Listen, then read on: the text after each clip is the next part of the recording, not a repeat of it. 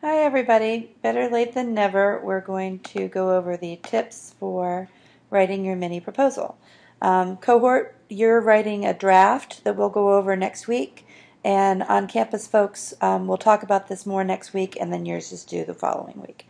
Okay, so let's get started. The assignment is to choose a research setting, identify your research questions, outline your design, and as part of that, develop an interview protocol and a consent letter, basically allowing you to practice most of the components of writing a qualitative research proposal.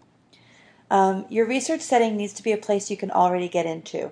This isn't the time to try out a pilot project in a new space that you have to get permissions and so forth. We just don't have time. So you can work on developing your research question in a setting that you already have access to. You need to think about your assumptions about that setting, make the familiar strange, some of the stuff we've been talking about in class. Start thinking of yourself as a researcher, not a practitioner in that space. And part of the assignment is that you have to do participant observation. So your research setting has to be a place where you can do observations. Your research questions have to be questions that require some participant observation. So some of you might have to adjust what you have in mind for your research questions just for this project. You already have a research topic in mind. What do you want to know about it? Remember that research questions, research topics are not research questions. What have other people asked about this? What does the literature say about it? Has research been done in other contexts other than education that would be applicable to this? Once you have your big question in mind, try mind mapping or concept mapping the sub-questions you might follow. The Maxwell text that I recommended is really good on this. Okay, you could spend an entire research term paper just working on this part of the project. This is just a sketch to get you started. You need your basic questions is the most important thing. And then this is just a project, an exercise, so move on. Okay, in your mini proposal, you'll have your research design. It's a little weird because you already know that you have to do participant observation and interviews because I'm requiring that. But you decide what kind of observation, whether you're doing event observation or everyday, day in the life of kind of thing, and you decide what kinds of interviews you want to conduct. You have to do a semi-structured interview. The rest of the components of the research design are outlined here, so I'm not going to go over it. We can talk about it in class.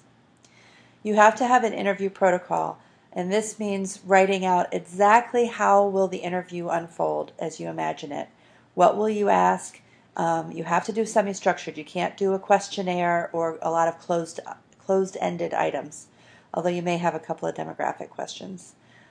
Research questions are not interview questions, so make sure that your interview questions are understandable and answerable, and don't make them closed. Don't make them so that you can answer with a yes/no. And think about ways to ask questions that get people talking.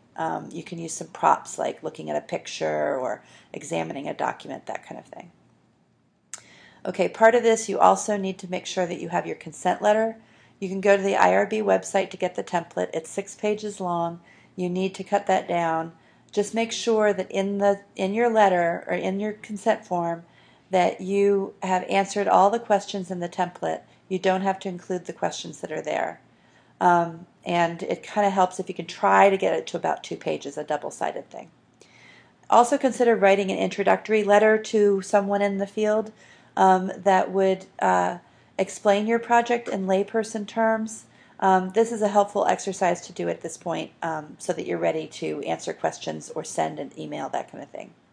Finally, identify who you need to get permission from to enter your field site. You should have already found a site where you already have permission or you're already there. But as an exercise, if you were an outsider, who would you need to get permission from? That kind of thing. So that's it. And I'm sure you have more questions, which we will answer in class or for the cohort meeting next week. Thanks.